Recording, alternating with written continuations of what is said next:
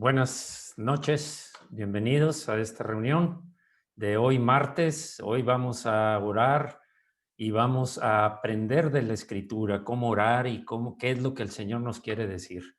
Vamos a empezar precisamente con una oración para ponernos en las manos del Señor. Señor, hoy en día mucha gente está angustiada, está atemorizada, está afanada por todo lo que está sucediendo y no encuentran motivos. Hay mucho mover de comentarios, de reacciones en el mundo, de si la vacuna es alguna confabulación o que si es una vacuna real. Hay muchas cosas, Señor, que vemos alrededor nuestro. Aún algunas personas del pueblo cristiano caen presas de ese temor. Eso es lo que queremos evitar, Señor, porque tenemos un Dios poderoso que nos ama y tan nos ama que fue capaz de enviar a su único hijo, a su unigénito hijo, a morir por nosotros para rescatarnos. Y si Él nos concedió la vida de su Hijo para pagar por nuestros pecados, ¿cómo no nos dará junto con Él la protección, el cuidado, la provisión y todas aquellas cosas que Él sabe que necesitamos? Gracias, Señor, por eso estamos aquí, porque no queremos ver la adversidad que nos rodea ni las circunstancias que apremian y oprimen a la gente de hoy en día.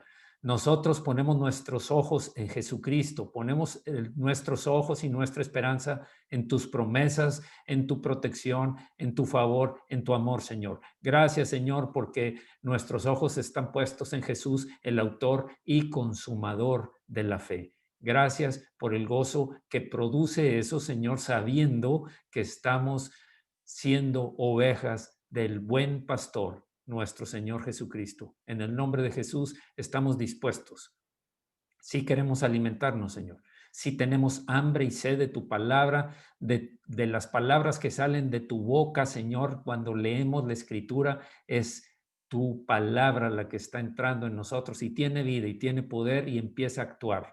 Gracias en el nombre de Jesucristo por la vida que emana de tu palabra y que fortalece nuestra vida también, Señor, nuestra vida espiritual para adorarte, para glorificar tu nombre, para exaltarte, para vivir adorándote y admirándote a ti, Señor. En el nombre de Jesucristo. Amén. Amén. Muy bien. Perfecto. Pues vamos a dar inicio a la reunión de hoy y seguimos adelante con nuestro tema que hemos estado compartiendo, que tiene que ver con, eh, perdón, ay, creo que hubo una situación aquí, un problemita, y necesito reparar. Parecer salió, cerré por accidente, pero en este momento abrimos y volvemos.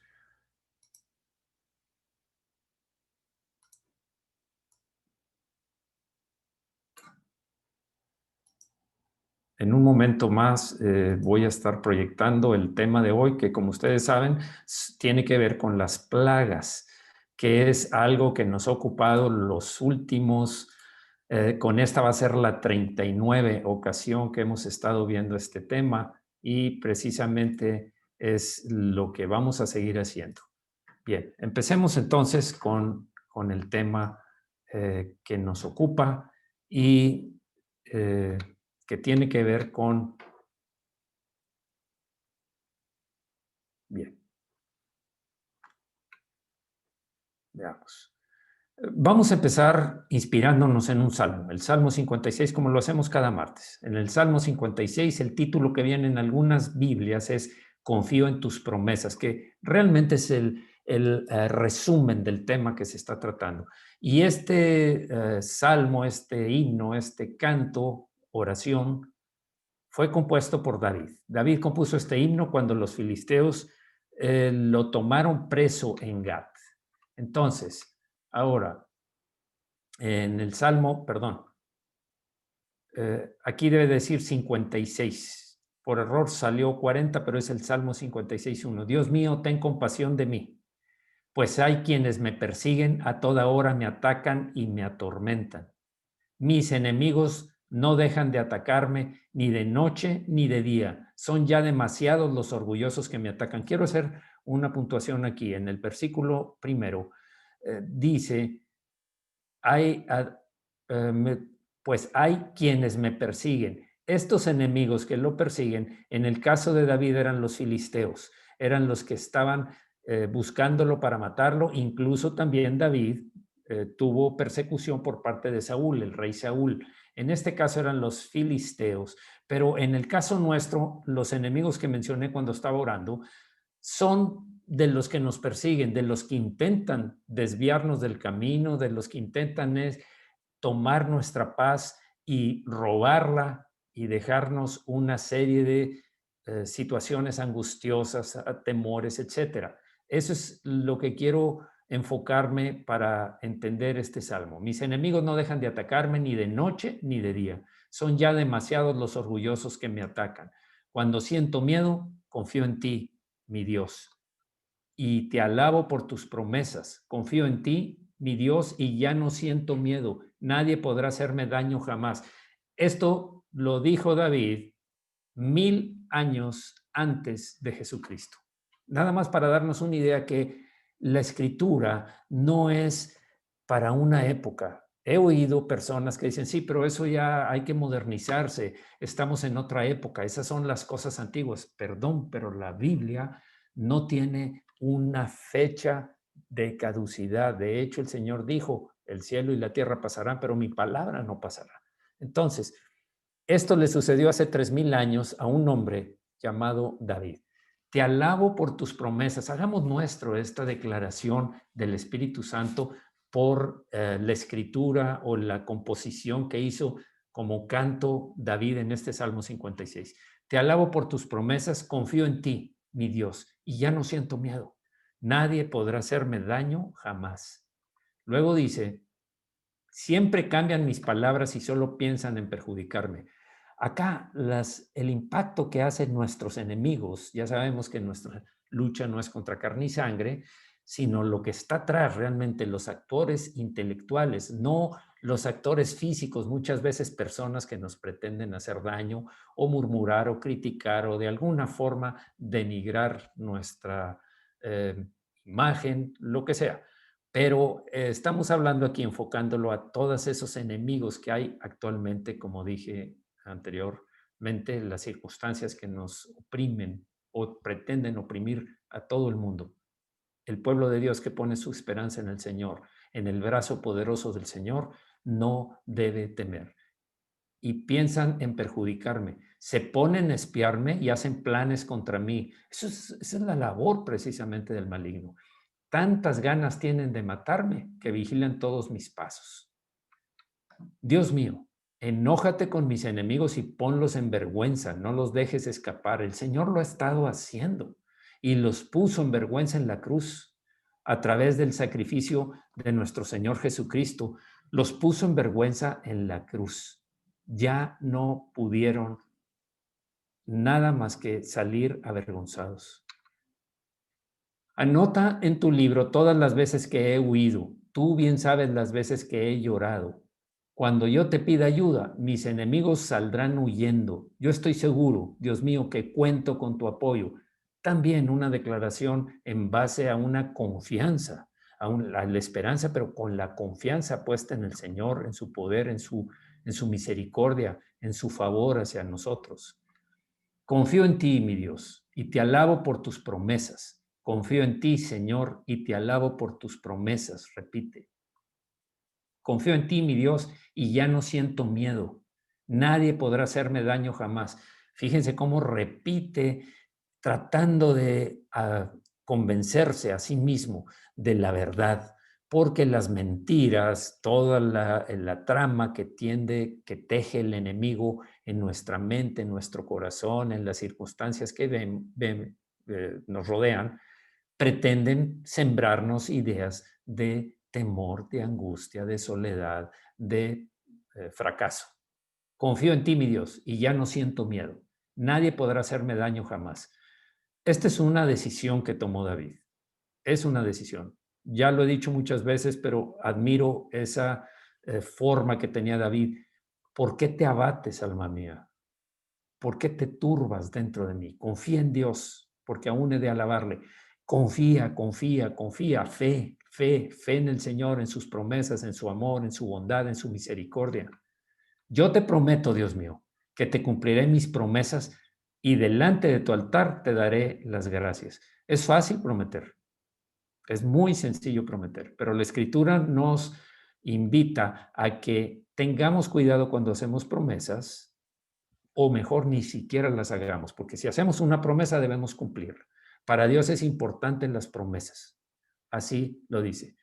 Cuando te acerques a Dios, ten cuidado con lo que prometes. Es mejor que no prometas a que prometas y no cumplas.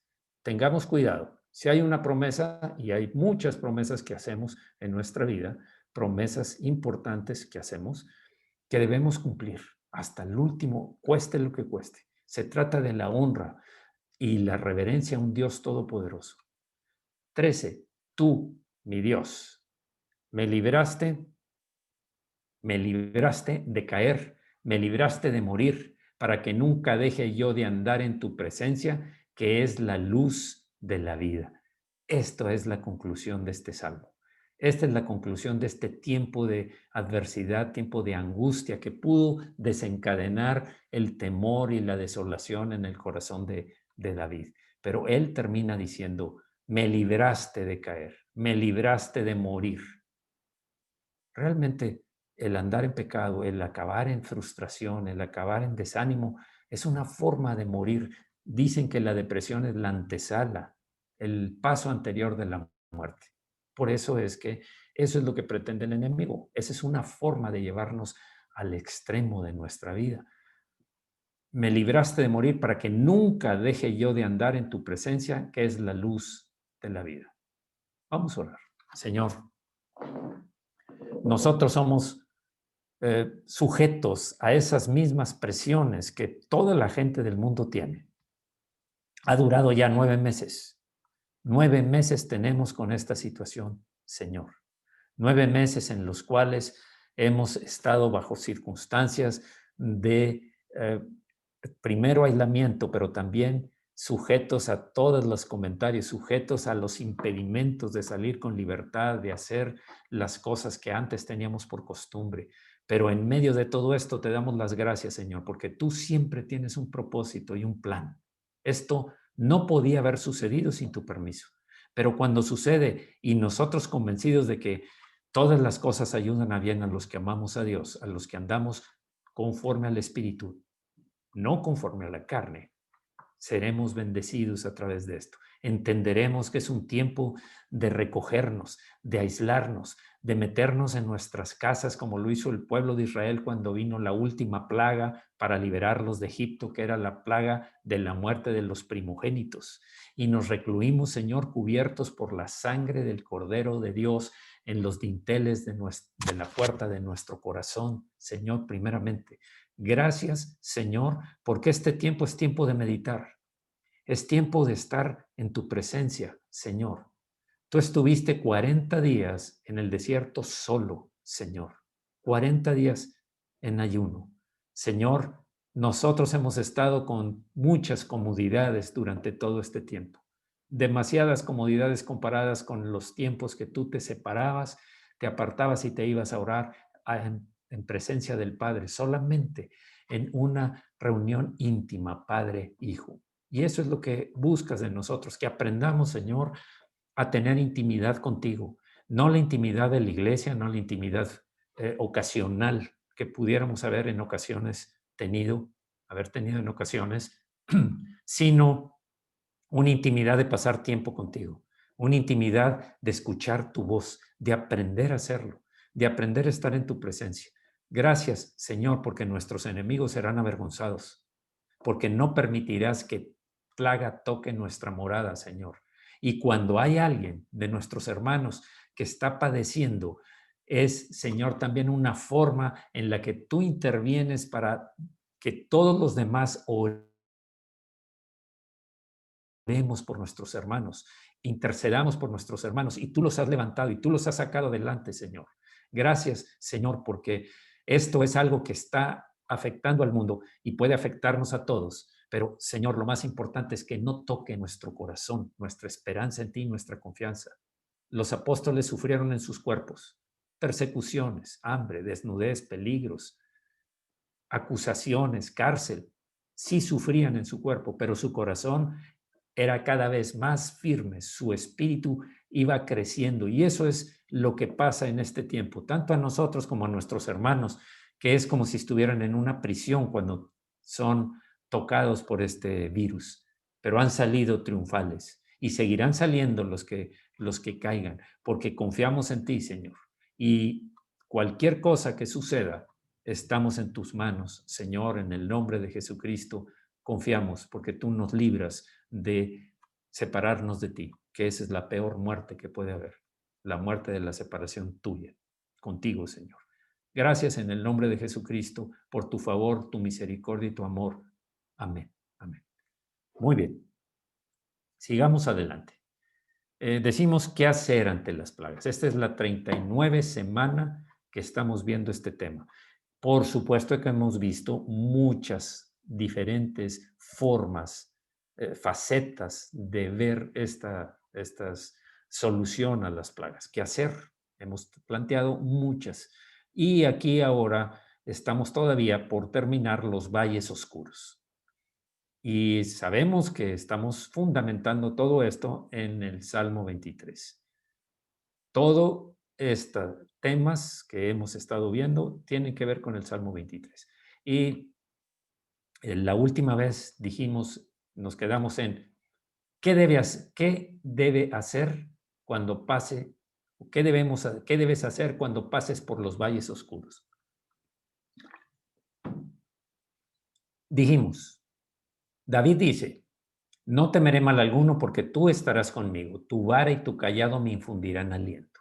Fíjense, son tres frases, tres aseveraciones, tres declaraciones de fe que David está pronunciando aquí, el Espíritu Santo a través de David. Y debemos estar atentos a las tres frases y ver cómo desarrolla el tema de qué hacer cuando estamos en esos valles oscuros. La primera, no temeré mal alguno. Es lo primero que dice. Y vimos el primer punto, rechaza desanimarte. Sabemos que el temor es un instrumento del diablo. El temor afecta, el temor, la emoción, el sentimiento, eh, produce la emoción de estar enfrente de algo que nos provoca temor a nuestros sentimientos. Puede tender a sacarnos, a desanimarnos, a luchar y a decir, no tiene caso, esto va a acabar mal, ya no hay solución, nunca va a terminar, van a sacar una forma de controlarnos. Puede ser, pero por lo pronto nosotros tenemos confianza en nuestro Dios. Rechaza desanimarte. Después vimos, tú estarás conmigo. Está subrayada la frase, porque tú estarás conmigo. Y vimos, recuerda que Dios está contigo. Recuerda que Dios está contigo. Solamente recuerdo el versículo 43, el versículo 2 del capítulo 43 de Isaías, que dice, cuando pases por las aguas, esta es una promesa fuerte, yo estaré contigo. Y si por los ríos, no te anegarán. Cuando pases por el fuego, no te quemarás, ni la llama arderá en ti. Hay ejemplos en la Escritura que cuando esto sucedió, las aguas del Mar Rojo se abrieron, se partieron para que su pueblo pasara. Los ríos, el río Jordán, se detuvo el flujo del río para que su pueblo cruzara. Cuando pases por el fuego, los tres jóvenes hebreos que cayeron en el horno de fuego no tocaron y no se quemaron. Y ni siquiera el olor a la lumbre traían en sus vestiduras. Eso fue lo que dijo el rey cuando salieron del horno. Ni la llama arderá en ti. Bien, ahora vamos a empezar esto nuevo. Este no lo vimos, nos quedamos en este punto. ¿Qué más debo hacer? ¿Qué es la otra cosa que debo hacer? Quiero primero subrayarla acá arriba, en el donde dice Salmo 23:4. Me infundirán aliento, tu vara y tu callado me infundirán aliento. Esa es la tercera declaración. Es la tercera parte de este versículo que vamos a tratar en este momento. me infundirán aliento. Confía en la protección y dirección de Dios. Repito, aunque ande en valle de sombra de muerte, no temeré mal alguno, porque tú estarás conmigo, tu vara y tu cayado me infundirán aliento. Hasta aquí quiero orar por las dos primeras. No temeré mal alguno, porque tú estarás conmigo. Señor, gracias, Señor. Muchas gracias, Señor. Esto nos fortalece. Esto que le pasó a David y que entendía muy bien lo que es este salmo porque él era un pastor de ovejas. Gracias, Señor, porque fortalece nuestra confianza de no tener temor ante lo que está pasando, sea lo que sea, pase lo que pase, siempre estamos en tu mano y bajo tu cuidado, Señor. ¿Qué nos separará del amor de Cristo? ¿Tribulación o angustia o persecución o hambre o desnudez o peligro o espada? Nada nos separará del amor de Cristo. Ni ángeles, ni principados, ni potestades, ni lo presente, ni lo porvenir. Nada nos separará del amor del Señor, porque Él ha vencido, porque Él nos adoptó como hijos, porque cambió nuestro destino eterno de ir a un tormento eterno, a estar, de que íbamos hacia un tormento eterno, a ir a la gloria, a disfrutar la presencia manifiesta de nuestro Dios y Señor, a gobernar, a reinar con Él, a servirle con todo nuestro corazón, a alabarle, a adorarle en su presencia. Gracias, Señor, porque realmente has quitado el temor en nosotros a través de todas las promesas, de toda la confianza que tenemos, porque lo peor era estar separados de ti, Señor. Y de eso ya nos libraste. Las demás cosas, no debemos temer lo que nos pueda hacer el hombre.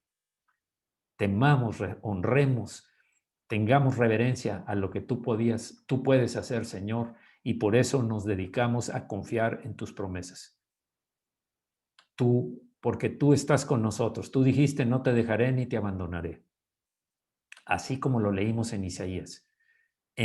Pasemos por lo que pasemos, tú vas con nosotros, Señor. Y tal como lo dice este salmo, vas a nuestro lado, Señor, en los valles más oscuros, en las más densas tinieblas donde las sombras espirituales, los enemigos reales que tenemos, principados y potestades y poderes de las tinieblas, no podrán hacer nada contra nosotros porque tú nos defiendes. ¿Cuál es nuestra parte en esto? Confiar en ti, Señor, obedecerte a ti para no abrir ninguna puerta al maligno, para que esté ese vallado alrededor de nosotros con el cual tú nos rodeas, ese escudo. Nuestra parte es confiar, nuestra parte es obedecer tu palabra, centrarnos en tus promesas y andar en el camino que tú nos fijas. Señor, muchas gracias en el nombre de Jesucristo. Amén. Amén. Bien, confía en la protección y dirección de Dios. Esta parte última dice, tu vara y tu callado me infundirán aliento. ¿Qué es esto? ¿Qué tiene que ver esto? Veamos. La vara y el callado son dos herramientas básicas que el pastor usaba para proteger y guiar a sus ovejas. ¿Qué tiene que ver? ¿Cómo las usaba? ¿Qué son y cómo las usaba? ¿Cuándo? La vara medía como medio metro de largo y terminaba en un pesado nudo. Eso era lo que tenía la vara. Entonces, es importante que tiene dos herramientas, dos instrumentos que usa. David lo conocía por ser pastor, pero él entendió el sentido espiritual, la parábola o la tipología de el tipo de sacar este mensaje del Salmo 23 con lo que hace nuestro Señor. Los pastores eran muy hábiles para aventar la vara, tenían destreza, ya tenían una buena puntería, como si fuera un misil contra cualquier cosa que atacara a sus ovejas. Miren esta imagen. Los leones, los lobos, los osos atacaban a las ovejas. ¿Por qué? Porque eran alimento para ellos. Querían, con un animalito indefenso como la oveja, querían satisfacer su hambre. Pero ahí estaba el pastor con su vara, listo, y lanzaba y hacía que el enemigo, como el león, que no retrocede, dice la escritura, el león no retrocede ante los gritos, pero con un fuerte golpe tenía la habilidad para hacerlo huir y dejar en libertad a su oveja. Esa es la vara. Este mensaje que nos está dando el Salmo, David en este Salmo, tu vara y tu callado me infundirán aliento, porque sabemos que el enemigo va a venir. Siempre va a tratar de atacar y amenazar y convencer del... Él es más fuerte que nosotros hasta que nos damos cuenta de que el que vive en nosotros es mayor que el que vive en el mundo, que es el enemigo. Entonces, cuando es así, cuando estamos en peligro, viene el Señor y usa la vara para hacer huir al enemigo. Por un camino viene contra nosotros, dice la Escritura, y por 7 sale huyendo, sale despavorido, sale en estampida, buscando liberarse de la amenaza que era para él el pastor, con su vara. Sigamos. Dios está diciendo, cuando pasas por el valle, yo te defiendo y te protejo. Yo, dice Dios. Eso es lo que el Espíritu quiere que entendamos en este salmo. Eso es lo que el Señor está diciéndonos. Yo soy tu pastor, yo tengo una vara y tengo un callado. La vara la uso para guardarte en primer lugar, para defenderte. Cuando pasas por el valle, el oscuro valle de la vida, Dios no se encuentra sentado en el cielo, apático, desinteresado y viendo hacia la tierra a ver qué está pasando. Claro que no. Somos sus hijos. Somos sus hijos. Y nos ama tanto que el precio que pagó por nosotros es el precio que jamás nadie ni pagó, ni ha pagado, ni pagará jamás, que es la sangre de su Hijo, la vida de su Hijo, el verlo sufrir en manos de las criaturas que él había dado vida. Cuando pases por el valle, el oscuro valle de la vida, el buen pastor pelea por ti. Y hago un alto aquí, a propósito. Hago un alto para que se grabe en nuestro corazón, para que las semillas de temor que todavía hay, las pequeñas plantas en el corazón y en la mente de los temores contra lo que estás luchando, se sequen, porque el pastor, el buen pastor, el Señor Jesucristo, es quien pelea tu batalla. Cuando estás en una situación de pérdida total, no quiero hacer la idea de que, bueno, entonces, pues el Señor defiéndeme, haz algo, protégeme. El Señor quiere que hagamos lo que nos toca hacer a nosotros, que no somos, que no seamos descuidados con nuestras responsabilidades. Tenemos que cumplir con nuestra parte, pero cuando la situación va a tal grado que el enemigo nos está superando, que esos pensamientos ya se arraigaron, el Señor llega y arranca, si nosotros permitimos que suceda, porque al que cree, para el que cree, nada le es imposible. Mientras luchas por tu vida en aquella depresión, Dios pelea por ti contra los poderes espirituales, es tu defensor y protector. Ese es el Señor. Contra esos poderes espirituales que pretenden llevarte al extremo, a la depresión, que es el último escalón para entrar ya a la muerte.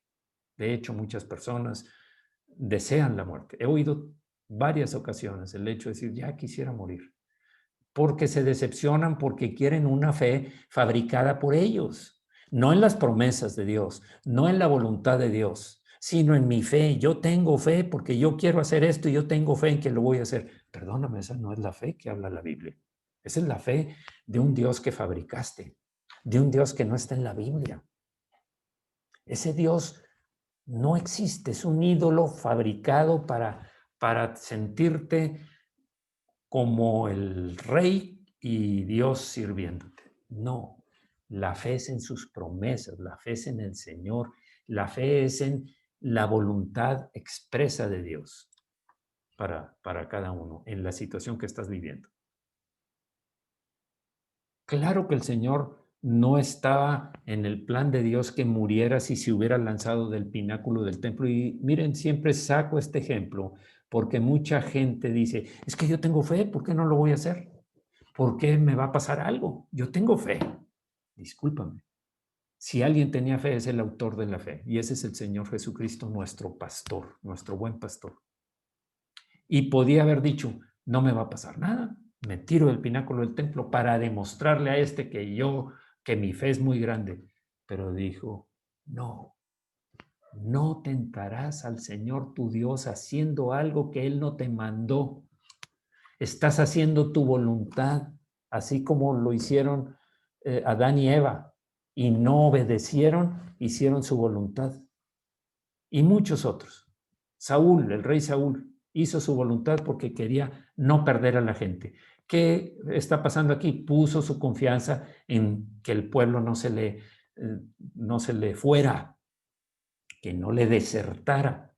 Y entonces ofreció el sacrificio para que la gente dejara de irse debido al temor. No esperó, le dijo Samuel. No esperaste a que yo viniera. Y por eso el Señor te ha desechado. Cuidado con la fe fabricada por nosotros. No la fe en sus promesas y no la fe en el Señor y en la obediencia al Señor. Cuidado. Bien, una sola vara servía al menos para cuatro funciones la vara. Inspección, separación, protección y corrección de sus ovejas. Vamos a ver cada una. Porque esa vara la tiene el Señor y la usa. Pero también estaba fundamentado esto en los pastores que tenían sus ovejas. Bueno, veamos cuáles son. Inspección. Las ovejas normalmente tienen abundante lana que cubre sus cuerpos, parásitos, tumores y llagas. Es tanto lo que crece la lana que se ubican ahí las larvas y empiezan a crecer. Y tienen, tal vez tuvieron algún rasguño y ya está cubierto de lana, pero es una herida que no cicatrizó y está con problemas. Las inspeccionaban con la vara para poder separar la lana y ver que estuviera sana la oveja. Separación. El pastor utiliza la vara para separar las que desea llevar hacia el matadero, las que tenía que llevar para entregarlas, las que las enviaba para ordeñarlas, una inspección más profunda, llevar hacia los prados para pastar. Tenía que elegir quiénes se quedaban, quiénes iban, por qué camino. Había que tomar decisiones y la vara era el instrumento que utilizaban para esto. Entonces, inspección y separación. Ahora, protección. La vara era de un peso y grosor importante, pesada y con un mazo de un extremo. Este era realmente un arma letal para defender a sus ovejas, como vimos en la imagen con el león, contra animales salvajes y contra cualquier ladrón que planeara llevárselas. Era común los lobos, los leones y los osos, tal como lo dijo David. Bien. Y corrección, dijimos, en algunas ocasiones cuando la oveja era desobediente y terca, la vara servía para disciplinar a la oveja. También había ovejas desobedientes. Tomaban por su lado, querían irse tras su propio camino, no querían ir detrás del pastor, aunque oyeran su voz, se iban por otro lado. Tercas. Y sabían que el pastor sabía que si se iban por otro camino, iban a padecer y hasta morir, tal vez. Entonces, no se piense aquí que en la corrección, que era la corrección abusiva de golpearla, no, ni maltratarla. Se trata de una corrección restrictiva y quiero ser más específico en esto para entenderla. No la agarraba a varazos a su oveja, por supuesto que no. Veamos qué hacía. Es decir, el pastor lanza una vara un tanto más allá de la oveja que va en el camino equivocado o errado para detenerla en su rumbo al despeñadero. Cuando la oveja iba alejándose del pastor, el pastor lanzaba la vara, caía delante de donde iba la oveja y la oveja se detenía, se sorprendía y volvía. Esa era la intención del pastor. ¿Por qué? Porque unos cuantos pasos más podía caer al despeñadero. Quiero ahora entrar en una serie de versículos que nos van a hacer entender ¿Cuál es el deber del atalaya? ¿Qué es un atalaya? Atalaya es un vigilante. Atalaya es un una guardia de seguridad. Es alguien que está puesto para pasar la voz de alarma. Eso es un atalaya. Atalaya, dice aquí en esta imagen, no te calles, sigue amonestando y enfrentando la apostasía en el pueblo. Cuidado, si Dios te puso como atalaya, a ti padre de familia, a ti pastor, a ti líder espiritual, debes de ser un atalaya, un vigilante para estar alerta de los enemigos. Dice Ezequiel 3:17, hijo de hombre, yo te he puesto por atalaya a la casa de Israel. Oirás pues tú la palabra de mi boca y los amonestarás de mi parte. Esa es una vara para mí. El amonestar, el advertir, el decir, vas por el camino equivocado. Eso no es lo que dice la Escritura. Estás siendo desobediente, estás rebelándote contra lo que dice la voluntad de Dios. Esa es la función del padre, del pastor, del líder, de cualquiera de los que Dios nos puso en autoridad. Porque no es nada más el dar órdenes, es la responsabilidad que tienes de cuidar a las personas que dependen de ti. Y la amonestación es advirtiéndoles que van por un camino equivocado. De nuevo, no se trata de maltratar ni de impedir que hagan su voluntad. Solamente tengo que advertirte que lanzar la vara más adelante para que sepas que hay peligro. Leamos esa porción de Ezequiel. Hijo de hombre, yo te he puesto por atalaya a la casa de Israel. Oirás, pues, tú la palabra de mi boca y los amonestarás de mi parte. Cuando yo dijera al impío es al pecador, al que peca, al desobediente, de cierto morirás, y tú no le amonestares ni le hablares, para que el impío sea apercibido de su mal camino a fin de que viva, el impío morirá por su maldad, pero su sangre demandaré de tu mano. Tú vas a tener culpa en no haberlo amonestado. Y hay muchos ejemplos en la Escritura también. El sacerdote Elí, por ejemplo, dos de sus hijos estaban haciendo actos impíos, aprovechándose de la posición que tenían como hijos del sacerdote, porque ustedes saben que esa era una línea de sucesión. Los hijos pasaban a ser sacerdotes, todos hijos de Leví, de la tribu de Leví. Pero como no los amonestó, le dijo Dios, los hijos iban a morir y de hecho él también murió. Seguramente Aarón tuvo 4 hijos. Los 2 primeros, dice la Escritura, que ofrecieron un fuego extraño, un fuego que Dios no ordenó, un fuego no en las condiciones que Dios había establecido, y esos 2 hijos murieron.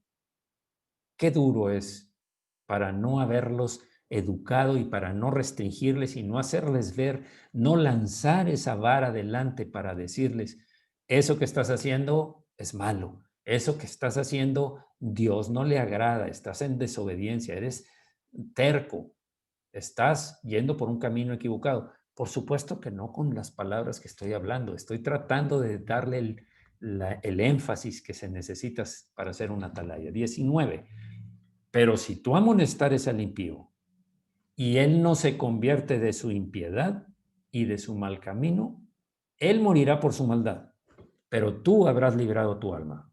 Entiende, atalaya. Yo te voy a hablar a ti que alguien está mal. Tú lo debes amonestar. Si no lo amonestas, él va a morir por su pecado. Ahí sí, eso no lo libra. Va a morir por su pecado, pero vas a tener culpa de esa muerte. Ahora, si tú lo amonestas, si tú le adviertes lo que yo te estoy diciendo y el impío quiere seguirlo haciendo, solamente tú vas a librar tu responsabilidad porque hiciste lo que te correspondía, pero el impío va a morir. Va a ser rebelde a la voluntad de Dios. 20. Si el justo se apartare de su justicia e hiciere maldad y pusiere yo tropiezo delante de él, él morirá porque tú no le amonestaste.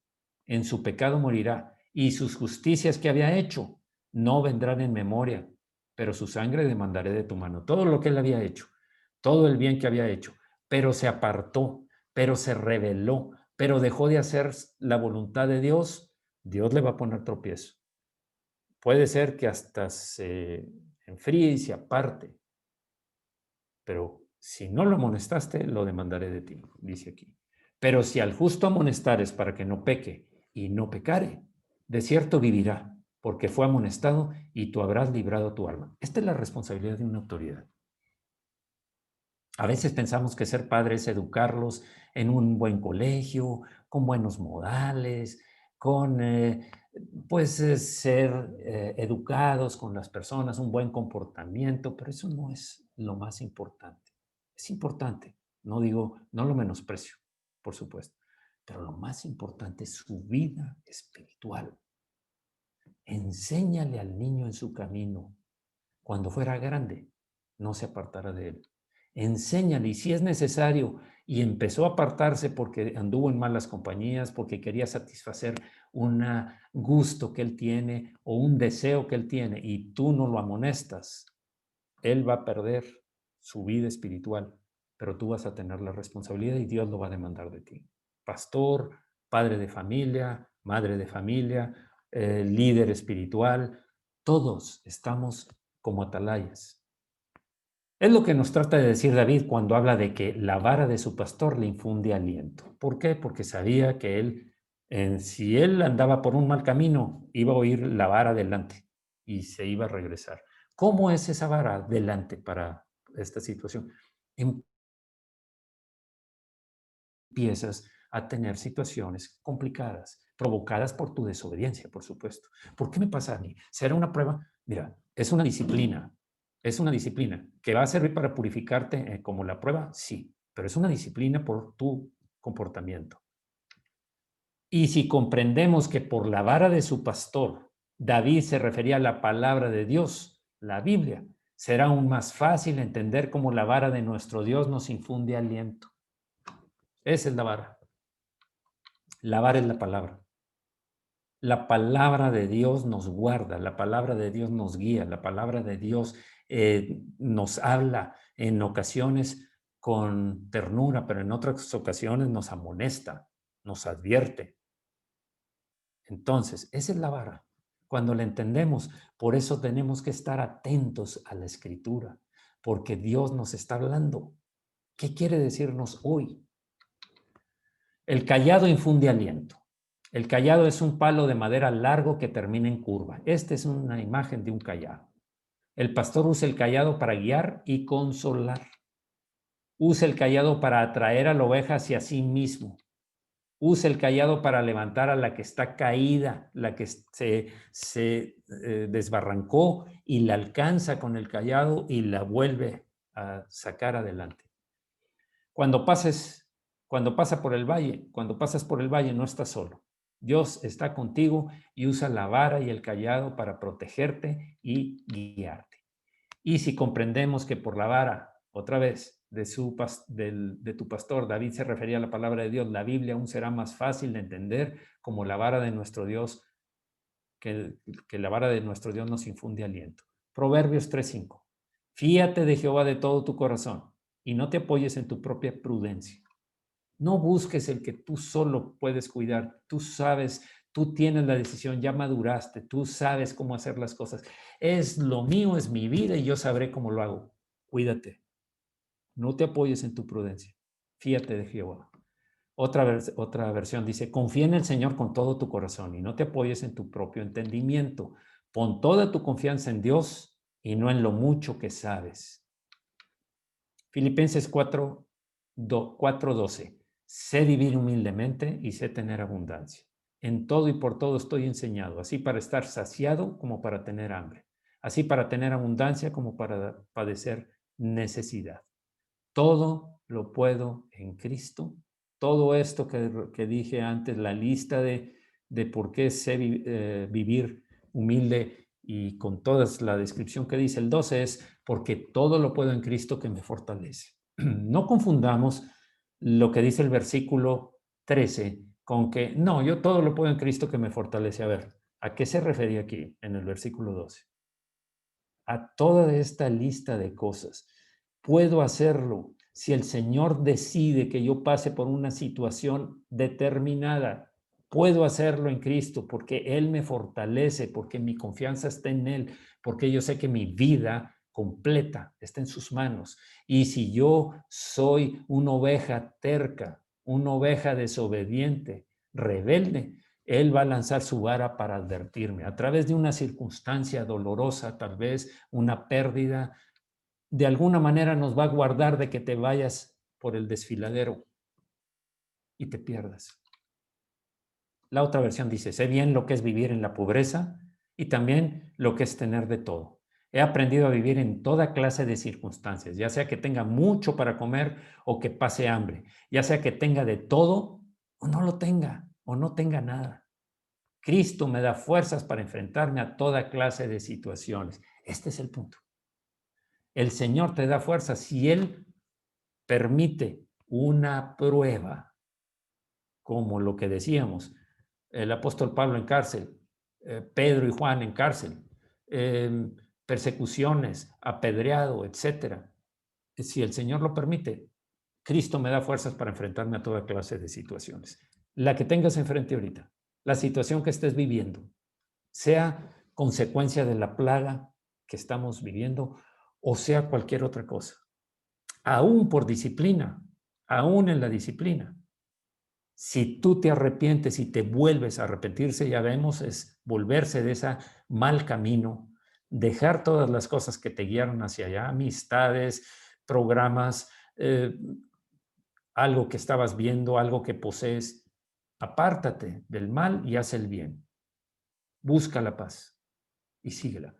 Cristo te va a dar fuerzas para enfrentarte. Vas a experimentar unos momentos de sombra, por supuesto. Cuando eso sucede, debes recordar tres cosas importantes sobre las sombras. Tres cosas importantes. Y voy a dejarlo hasta aquí, porque todavía toca un poquito más para terminar este tema y entrar al próximo tema. Pero voy a dejarlo hasta aquí para que en la siguiente ocasión hay tres cosas que tenemos que reportar. Ya vimos qué debes hacer cuando estés en el valle. Ahora, ¿qué pasa con las sombras? ¿Qué debes recordar? ¿Qué debes recordar cuando pases? Tarde o temprano va a haber sombras en la vida. Va a haber situaciones complicadas en la vida, de enfermedades, de provisión, de económicas, de legales, de problemas de relación interna o con otras personas. Cualquiera de esas sombras, pérdidas de un familiar, todo eso son sombras. Tres cosas importantes sobre las sombras. Y lo vemos en la próxima reunión. Por lo pronto vamos a orar. Señor, gracias Señor. Tu vara, tu vara y tu callado me infunden aliento, nos infunden aliento. Tu vara con el uso que tú le das, Señor, ya sea para inspeccionar, para separar, para corregir, Señor, para defendernos también, Señor. Gracias, Señor, por ser tú nuestro atalaya y por haber puesto sobre nosotros atalaya, Señor. Autoridades de las cuales dependemos, autoridades que están escuchando tu voz cuando saben que estamos por un camino equivocado y lanzan la vara. Son autoridades también que en ocasiones van a lanzar la vara contra un enemigo que tomó ocasión contra nosotros.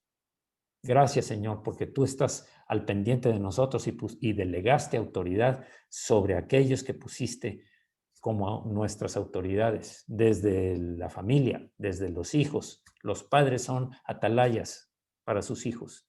El esposo es atalaya de su familia, la esposa es atalaya de su familia. Gracias, Señor, en el nombre de Jesús, porque sabemos que tu callado nos saca de los problemas en que caemos, Señor. Aunque caigamos en un pozo de la desesperación como le pasó a David, aún de ahí el callado sirve para sacarnos como ovejas y volvernos a poner sobre la roca firme. Gracias, Señor, porque nos consuelas con el callado sabiendo que estás cerca de nosotros, Señor. Sabiendo que tú nos vas a sacar de las situaciones complicadas que estamos viviendo, Señor, aún en este tema. Gracias, Señor. Esperamos qué debemos hacer en cada situación, Señor. Dependemos de ti. En el nombre de Jesucristo, gracias, Señor. Y aprovecho para orar por los hermanos que actualmente están padeciendo enfermedad por el coronavirus. Señor, tú les vas a dar fortaleza porque yo sé que tú no te olvidas de tus ovejas amadas. El hecho de que lo pidamos es por interceder, Señor, por unirnos e interceder. Sabemos que, Jesús, que tú estás intercediendo ante el Padre por la vida de ellos también. Y el Espíritu es también un intercesor. Y nosotros fluimos y te damos gracias por poder interceder, no solo por los enfermos de este virus, sino por cualquier enfermedad que estén padeciendo. Enfermedades sean que los incapaciten o aún y enfermedades mortales, las cuales tú puedes, aun cuando el diagnóstico sea fatal, tú lo puedes transformar, porque tú transformas lo que está muerto en vivo, Señor. Tú transformas las personas que tú quieres, que todavía tienes plan para ellos en la tierra, en que aún sean Lázaros, aún sean alguno de una niña que falleció de 12 años y tú la levantaste según la Escritura. Gracias, Señor, porque sabemos que tú estás al pendiente de los enfermos. Te pido, Señor, que tú estés en el lugar donde están y los toques hoy. Estamos intercediendo por ellos como iglesia, Señor. Tú dijiste, pedid y se os dará, buscad y hallaréis, llamad y se os abrirá. Señor, te lo pedimos porque sabemos que es tu voluntad, que nosotros veamos por nuestros hermanos, que oremos, que nos amemos unos a otros, que ayudemos a llevar las cargas de cada uno, Señor, a los que están pasando por necesidades económicas o legales. Señor, te pedimos tu intervención. Toda autoridad, sobre toda autoridad hay una mayor, y tú eres el Rey de reyes y Señor de señores. Tú eres la máxima autoridad y tú puedes hacer que, si es legal, tú, Señor, intervendrás para que se haga justicia conforme a lo que tú quieres, Señor, y no conforme a la justicia que puede ser corrompida por el hombre. Gracias, Señor, porque este salmo empieza diciendo, Jehová es mi pastor y nada me faltará. Te pedimos provisión, Señor, para todos aquellos que están pasando necesidad por cualquier motivo, por trabajo, por cualquier motivo, Señor. En el nombre de Jesús, gracias, Señor, porque tú sigues prosperando a tu pueblo. Tú sigues proveyendo a tu pueblo, Señor. Gracias por todos aquellos que fielmente están diezmando, que siguen conforme a lo que tú estableciste, Señor. Los bendecimos, te damos gracias y sabemos que tú conoces el corazón de cada uno y qué es lo que dan y lo que hacen, Señor. Gracias porque si siembran, van a cosechar. Gracias en el nombre de Jesucristo. Amén. Amén. Amén. Bien, lo dejamos hasta aquí y ahora terminamos esta parte.